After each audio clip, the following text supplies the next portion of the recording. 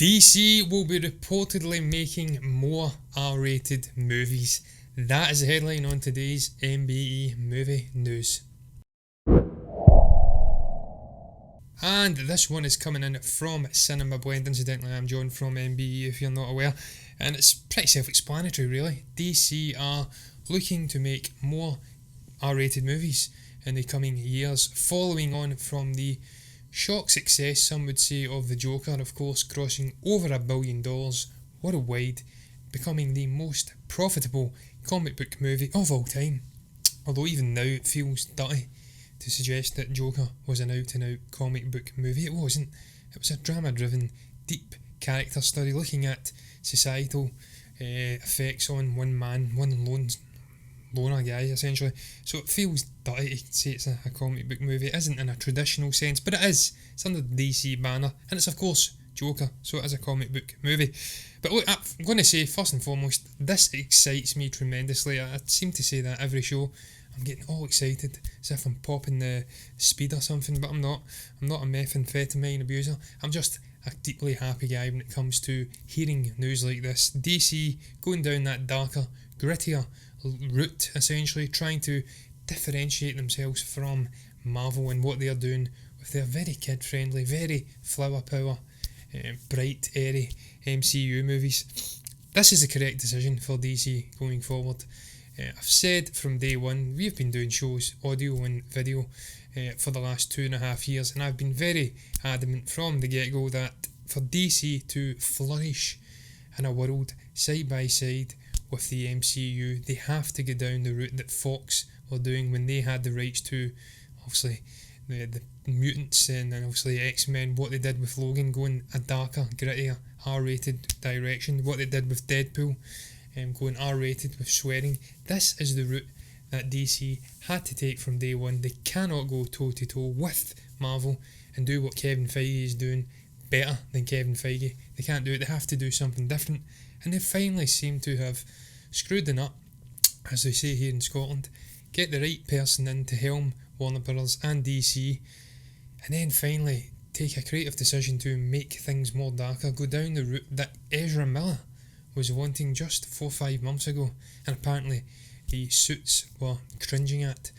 Want to take Flash off in a darker, grittier way, and so much so he had to go and make his own, or write his own script, I should say, and then come back for, I think it was a June deadline, and then submit it.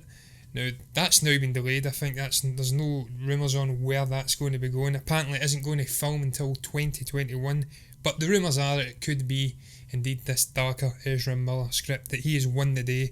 And this is something that's continuing, it's a theme. Apparently James Gunn's new The Suicide Squad movie will be R-rated, which it has to be. It has to be.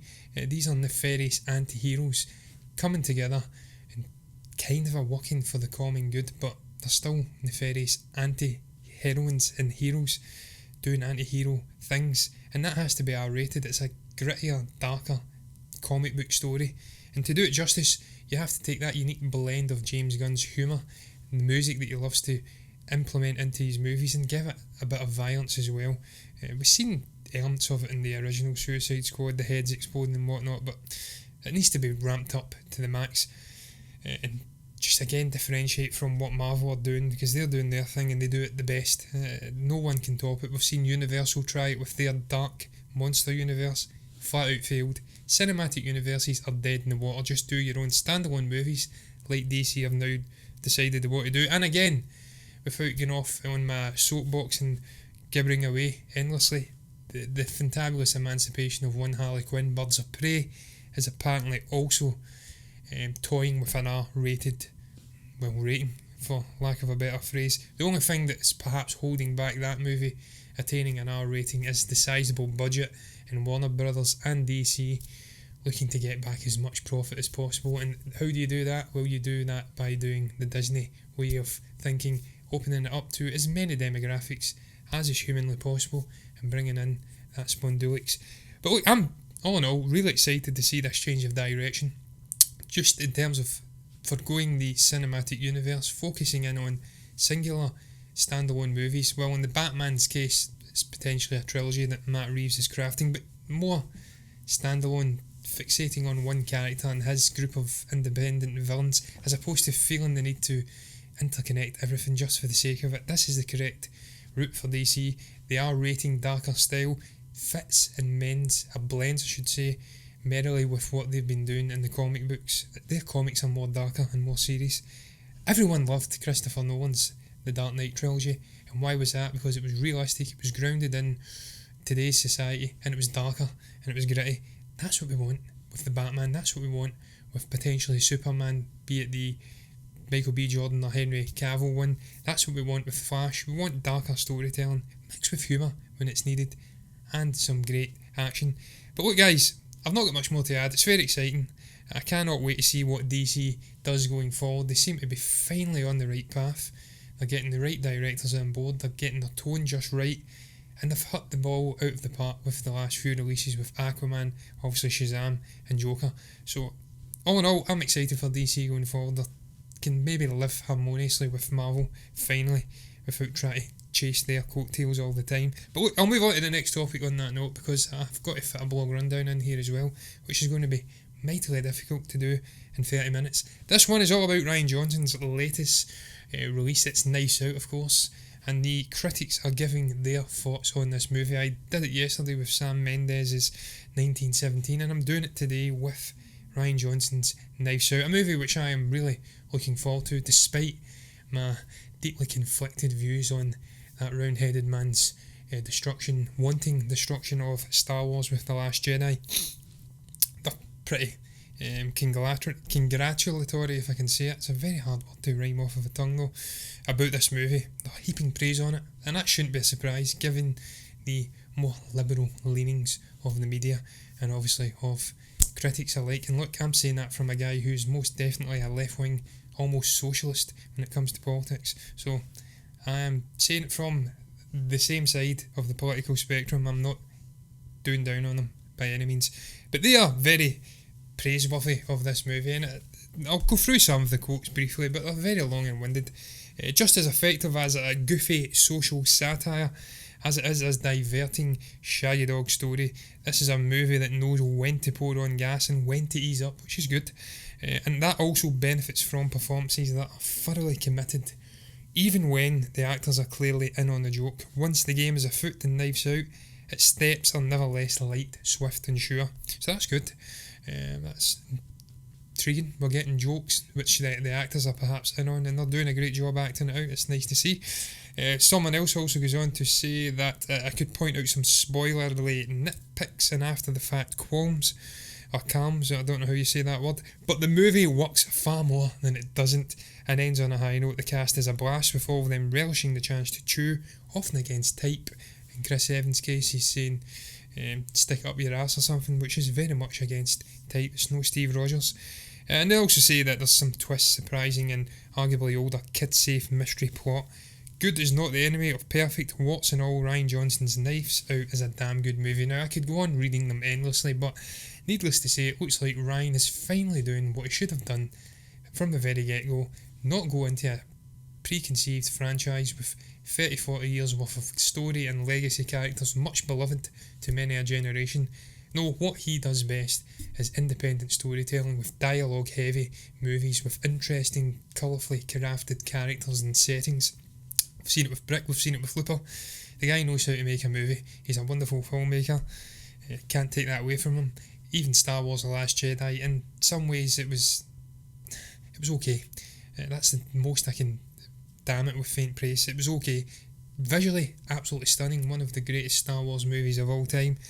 Story-wise, he's done some interesting things with mythology, whether you like it or not, but he's a much better director when he's doing his own stories, writing his own things, creating his own characters, and he's doing the whole Agatha Christie thing here with the whodunit genre, which I'm delighted to see is in the midst of a renaissance, a genre I really love, incidentally. I was a big Columbo fan growing up. I know it's not the whodunit genre, incidentally. I know it's more of a, we know whodunit and we'll watch this guy taking him down, but I've always liked these movies. I even liked the original Death on the Nile and whatnot. I mean, my granddad used to watch them all the time. Never did watch the original Murder on the Orient Express, however. Obviously last year, we got, I want to say it was last year, Kenneth Branagh with Murder on the Orient Express. We got the Adam Sandler, Jennifer Aniston murder mystery movie on Netflix, and now we're getting Knives Out. That it's in the midst of a reawakening the genre, and I'm excited to see it because it's always brings in such a wonderful array of acting talent, and as they do say in those short little reviews, often against type. It gives them a chance to do something out of character and out of what they normally do, and it's just interesting when you don't know what's happening. Twists and turns, especially if, like it's been alluded to with Rian Johnson, he's flinging in some curveballs and we don't know exactly where the story is going to go. It's always a fabulous genre to watch, and I'm glad to see it's coming back, and I'm glad to see that Ryan's getting some success. I think it's currently sitting at 96% on Rotten Tomatoes. It's nearly flawless. There is some flaws in there, but no movie's perfect. Christ, even The Godfather had its flaws, although I can't name them. But look guys, I'm going to move on to the next topic. I'm chasing it big time here. This is going to be a short and sweet one really. I've not even read the article, so this is going to be dicing with danger, shall we say. It's all about Chris Hemsworth, and apparently he hasn't seen the Thor 4 script yet, even though the filming starts middle of next year. Now, I presume there will be a quote in here, which I haven't seen. There is a quote, thank you very much. It's coming from Tokyo Comic Con, and it was Hemsworth revealing that I know they're working very hard on it. I'm pretty excited to bring you something pretty fresh and new again, but having left Endgame where Thor was, we have a lot of room to move there and drastically change again, which is very, very exciting, and it is. I'm super excited for where Chris Hemsworth is going to take this character going forward, now that he's cast off the shackles of the Shakespearean stuffiness that we've seen in the first two Thor movies. I really enjoyed Ragnarok. I thought it was a change of tone and pace and comedy, and visually it was a wonderfully crafted movie from Taika, one of my really top and favourite directors of the current day. I love the guy. I can't wait to see Jojo Rabbit. But I'm not surprised to see that Chris hasn't read the script as of yet. We know that Taika's working away furiously on it, although how much is actually furious is obviously still up in the air. I think he's actually started production on another movie at the moment. Well, that was a week back, so he's obviously doing that. He'll get that out of the way whilst perhaps tweaking the script. Chris will get to read it, and then we'll get into production middle of next year. And I can't wait. Can't wait to have, obviously, Natalie Portman back. Can't wait to get some more Valkyrie in there. Tessa Thompson, that was the name, which was eluding me. And I can't wait to see the continuing adventures of this Thor, this different Thor. Is he still going to be fat? Is he still going to be emotionally traumatised after the Endgame? Or is that chat with his mother in that alternate past timeline really sorted him out of his funk? Lord knows. Hope we get the same humour. Hope we get more Cog. I know we will. He says it on a night show, late night show. So all in all, I can't wait to see this movie. It's going to be really exciting. As I says, I'm gushing over DC for taking their darker look, and I want ever more light, airy comedy tone from the MCU, which I'm sure we'll get going forward. But look guys, I have spoke the hind legs off of that little short topic. When you're on your lonesome, it's very hard to speak at length without babbling on endlessly and boring people if they are watching, if indeed they are. If they are, you deserve a medal. And I'm going to move on that note to the blog rundown section of the show, where of course we break down 3 of the most recent movie reviews from our writing team on the blog, which you can find at movieburnerentertainment.org. Coming in first is Adopt Highway from 2019. This one was reviewed by Peter Plumers, and it was directed by theatrical debut director Logan Marshall Green. It stars the likes of Ethan Hawke, Elaine Hendricks and Chris Sullivan. Now, I'm not going to lie, straight off the bat, this is the only movie I've not seen out of the 3 I will be discussing today, so it's going to be quite difficult for me to speak when I've not got Stephen to bat off of and dig me out of a hole or fling under a bus. So yeah, it's going to be difficult, but from what Peter says, it really surprised him. It's under the Blumhouse branding. He expected a dark, horror-centric movie. Turns out it's not. It's a more drama, introspective look at this guy who's been down in his luck. He's been in the penal system over in the States. He had a free hit and you're out, I want to say free strike set up, where he was convicted with obviously carrying marijuana, small amounts of marijuana. My iPads want to talk to me. And then he's then out of sync with reality when he comes out. He's not used to modern day society. He feels out of place, a man out of time. Much like what we've seen in The Shawshank Redemption with Andy Dufresne and obviously Red, when they finally step out, and obviously Brooks as well, when they step out of the penal system after being institutionalised for so long, it's really hard to get back into sync in the flow with this new world which you've been cast into. It was more glaring for Brooks and Red and Dufresne back in those days, because it was the 50s it was set, I want to say. Red went in when there was no cars, he comes out, it's a completely different world. Probably not as jarring in this movie with also the Ethan Hawke character, but nonetheless, he wasn't used to using emails and mobile phones and whatnot, or cell phones depending on where you're from, so it's a really jarring time in his life when he comes out. He stumbles across a young baby, and that gives him new hope. Now look, I'm not going to give a full summary of the movie, you can watch it, you can read the review, but essentially Peter really enjoyed it. He was blown away by Ethan Hawke's acting. He demonstrates a really great performance in here. He's breathtaking, he has subtlety, and he's also clumsy at times conversing, which is what you would be like if you were living in that man's skin. He also goes on to say that when he does stumble across a baby, it's quite poignant, because he can't socialise with adults. They shun him, want nothing to do with him, treat him like he's a piece of crap on their shoe, whilst the baby, almost like a dog in a way, is receptive, doesn't care about his misdemeanours, it just takes him for who he is. And it's a really poignant, introspective look, and apparently it's a really good movie. I'm actually really intrigued to watch it. It's quite melancholic and endearing, it has a sensitive touch to it which will strike a chord with some viewers, Peter does say, and not at all like a traditional Blumhouse movie. Now look, I've slagged Blumhouse off over the years, I have, and they can put out some piles of shit, but as Peter does say here, it was the director, Logan Marshall, he appeared in Upgrade from last year, which was another really good movie I actually enjoyed, and he's now been given the chance to direct by Blumhouse, so they do some really positive things. They create some great movies on the low budgets, and they create some piles of shit, like every studio. And look guys, I'm going to move on that note, because I have not much more to say. As I did say, I haven't seen it. It's going to be difficult to speak about it at length from an artistic perspective. And I'm going to move on to a movie which I have seen, Doctor Sleep, from obviously this year. Just a few weeks back, a month back it came out. And this is coming in from Philip Henry, of course directed by Mike Flanagan. It stars the likes of Rebecca Ferguson, Ewan McGregor, our very own, and Kylie Curran. Now, I don't think I have to speak at length about the summary of this movie. It's pretty self-explanatory. It's a sequel to The Shining, obviously that great Stanley Kubrick movie from the 1970s, and it's based on the novellas of obviously the equally great Stephen King. Now, Phil's a big fan of the original Shining. I believe he's read the novel. He was surprised to see it being adapted into a movie. He didn't think it was a very exciting novel. Not exciting in that extent, but he didn't think it would transcend well to the screen, and he was pleasantly surprised by Mike Flanagan's adaptation. He thought he'd done a wonderful job, and he really did play up the moments he had to play up.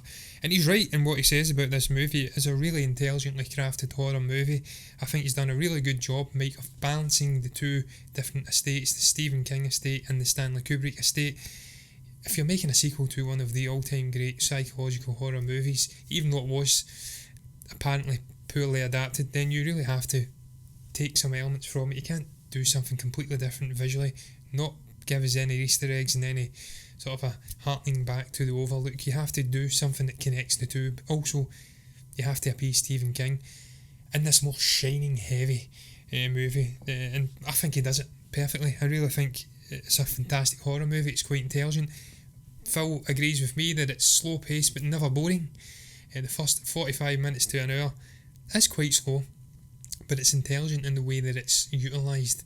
It gets us into the skin of Danny Torrance, it gets us into the skin of this young girl, Abra Stone, played by Kylie Curran, who's wonderful in this movie, and it allows us to connect with them. It allows us to connect with the villains led by the Rebecca Ferguson character, and we get connected and bonded to the antagonists, and we start to hate the protagonists, although understand what they're doing, and that's something that's lacking from most modern day horrors. It's frenetic, it utilises cheap parlour tricks. Not in this, it's more psychological, it's more nice in the way that they approach it. And he's right in what he says as well about Danny Torrance being in a very difficult spot at the start. He's hitting the bottle and in attempts to feel what his father felt, get into his skin, and then he withdraws to an Alcoholic Anonymous group, gets his life back, and then he's thrust into this new adventure and has to get back and fully obviously confront his past and his demons at the Overlook in a literal sense to protect this young Abra character. Now, all in all, I've never read the novel, so I can't really connect with the minor gripes Phil had with also the Rose the Hat character being from Northern Ireland in the book and her accent being terrible. I never noticed it really. I thought she was a fascinating antagonist. Really, she was evil for all intents and purposes, but you understood why she was doing what she was doing. She was this timeless being who fed off of other people's shinings, their souls for lack of a better word. And she had to do it to survive and keep living, and everyone dapples with existentialism and want to live longer and whatnot, so you're not going to hate on them too hard. Although what she does to actually do it, killing Jacob Tremblay's character, was a little vile. But yeah, all in all, I also agree with him, finally. I keep agreeing because I'm in complete agreement with Phil on this movie. There's no terrible CGI, the scares are utilised pretty well, there's violence where it's needed, and they're not trying to preach to the under 12 demographic, which shouldn't be anyway. And what he says about the recasting is absolutely spot on as well. The Wendy Torrance character was perfectly recast. Vocally she sounded exactly like Shelley Duvall. I thought they'd done a great job of casting the young Danny for the short sequences, and the old cook Dick Halloran was wonderfully portrayed by Carol Lumbly, as he does say Phil. He slips into Scatman Crawford's blazer like it was made for him. I agree 100% on your take on the movie, and a wonderful review incidentally from Phil and indeed Peter previously, which I never did say. And incidentally, we're going to move on finally to the third and final movie review. I did say finally, it makes no sense, and this one's from Peter as well, and it's The Curse of La Llorona, one I did watch as well, and it's directed of course by Michael Chavez, and it stars Linda Cardellini, Raymond Cruz and Patricia Velasquez. I can't say it, Velasquez, I can't say the name, doesn't even matter. Now, Peter doesn't like this movie, and I didn't like the movie either. I thought it was a pile of shit, to be quite frank. I wasn't aware though that it was part of the greater Conjuring franchise. That surprised me greatly, but in some ways it makes so much sense now why it was a pile of shit, because outside of the first two Conjuring movies and hopefully the third one to come, the Conjuring expanded universe has been a disaster. The Nun, which Peter does say he didn't enjoy either, I thought was horrendous movie. I forget who it was directed by. I think I want to say it was a Hardy guy, something Hardy, but he did a terrible job, a really poor job. Everything that I says about Dr. Sleep previously, flip it and that's what you have in The Nun. Cheap parlour tricks, making the noise louder so you could accentuate people's senses, if I can speak, and get fears through that. It's just the cheapest, crappiest way to make a horror movie, and there was no need for it. And it's the same in La Llorona. It's cheap, the story's meh, it's based on an urban myth about an old South American woman who, or a legend, who had killed her children, and then she comes back and haunts other kids. Peter's right what he says, it's like an old nurse's tale or something, whatever you want to call it, done to try and keep your children in order, keep them checked when they're stepping out of line. And he's right what he says about the movie. It's just a product of horror movies. It's a worn-out formula, a worn-off formula in such a way that it becomes boring and far from scary. It never really grabs you by the throat, the creepy moments, and yeah, it's just a meh movie, all in all. It really is. He's right what he says in his synonym, or his analogy I should say, not a synonym, at the beginning of the review, where he says it's like going to Euro Disney. It's exciting the first couple of times, but thereafter it loses its effect. And incidentally, Peter, I can connect completely with you on your little story about Euro Disney. I went there when I was 10 years old with my school, and it was a truly magical experience that first time. I've never been back, but I can imagine subsequent visits would be a little more lacklustre, shall we say. But yeah, he didn't like it. He thought it was marginally better, The Nun that is, than this, and I would agree with that. The Nun, even though it was shit and it utilised cheap parlour tricks and scares, it still had atmosphere. There was moments where you'd have the Mother Superior cracking her neck, which kind of creeped me a little bit, and there was moments in there that were okay, but this one had no redeeming aspects for me. It was really poor, and I just never connected with it at all. And yeah, I agree with him. I have really massive doubts about where the Conjuring expanded universe and where The Conjuring 3 is going to go. Hopefully Patrick Wilson and Vera Farmiga can save it with their appearance. Time will tell on that one. But certainly they should not be doing any more Curse of La Llorona movies, and no more goddamn Annabelle movies either. And get that goddamn Slender Man thing or whatever it was called to hell as well. But yeah, all in all, I've not got much more to add. I thank Peter once again for his review. I hope I've pronounced his second name correctly. This has been really hard, doing this on my lonesome. I need a drink and some drugs to settle me down. Not drugs really. Not literally though. And yeah, I'm going to round up the blog rundown on that note, and I'm going to round up today's MBE movie news on that note. What the hell do you guys make about this story on DC going down a darker, more grittier R-rated route? Is this something you agree with me is necessary for them to survive in a harmonious manner with the MCU? What's your thoughts on Knives Out? Do you care about it? Do you hate that little round head fool? Some would say, after The Last Jedi. Are you excited for Knives Out like me? Do you think it is going to be a really good movie? I'm having the overwhelming urge to rift endlessly here. And what do you make about Chris Hemsworth not seeing Thor Love and Thunder, the script that is? Is this something to be concerned about, or is it just a mess story and you know Taika Waititi will hit it out the park like me? What did you make of the reviews as well? Have you seen any of them? Do you agree with me? Do you agree with Peter about Adopt a Highway? If you've got anything to say, it's the longest goodbye ever. You can comment below and let me know what your thoughts are down below in the comment section. You can also like the video if you've enjoyed it, and you can subscribe to the channel if you're enjoying content like this. And if you do, I'll be back again tomorrow with the Force Friday show.